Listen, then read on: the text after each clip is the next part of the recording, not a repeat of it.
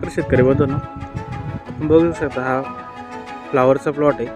साधारण लागवड करून 25 दिवस झालेले आहे। सध्या उष्णता जास्त असल्यामुळे या प्लॉटमध्ये पांढऱ्या माशीचा प्रादुर्भाव जास्त दिसून येत आहे। सध्या उष्णता जास्त आहे, त्यामुळे रसशोषक किडींचा प्रादुर्भाव आपल्याला जास्त प्रमाणात दिसून येत आहे। पांढऱ्या माशीच्या नियंत्रणासाठी आपण SLR 525 2 मिली प्रति लिटर पाणी याप्रमाणे फवारणी करू शकतो।